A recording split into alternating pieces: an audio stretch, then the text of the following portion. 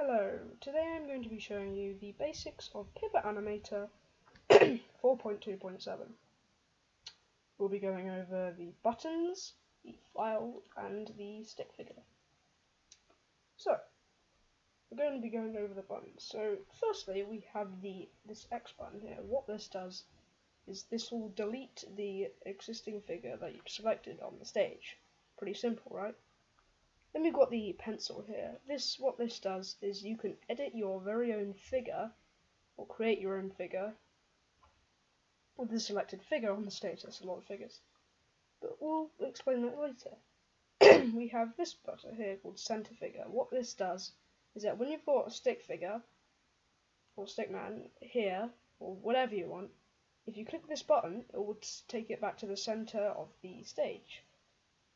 Now we have the flip mirror figure. What this does is that if you've got a stick figure like in a weird position, you can flip it around to make it look like some pretty cool dance moves. I'm going to go over this little colour thing here. What this does is you can change the colour of your stick figure.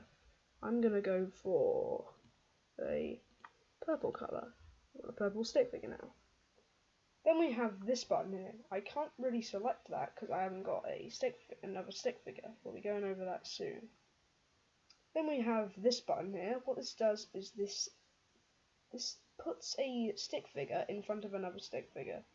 This button here takes a stick figure behind another stick figure.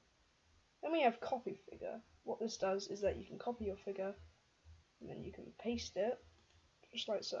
We have two figures now. And then we can change the colour. So now we've got this guy and this guy.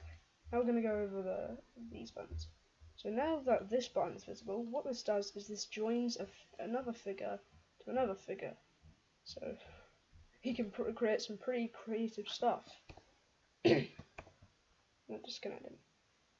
And apparently the buttons change colour when you are selecting a different figure. This you'll know, because when the stick figure's got red and orange joints, this means it's selected. When it's got blue and light blue joints, that means it's not selected. Now we have the lower and raise button.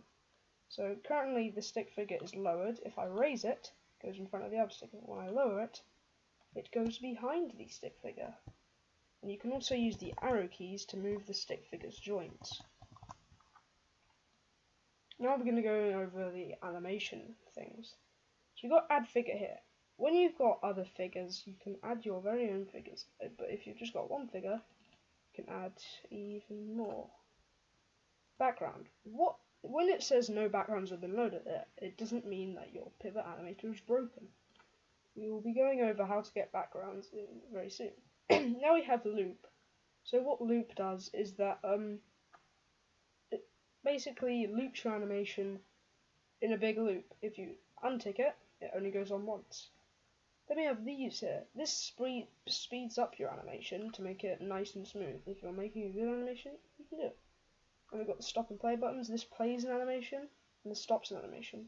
Now let's go over the framing. So if you want, you can press space to do the frames quickly. I'll just do some stick figures moving towards each other, like so. And then when you press play, see the animation works, and when you speed it up, it goes very fast. Now we're going to go over this button here. What this does is it basically the same as the loop, except you can put it on for a certain amount of time. This repeat button here increases the amount of time it repeats. Now, when you've got a frame,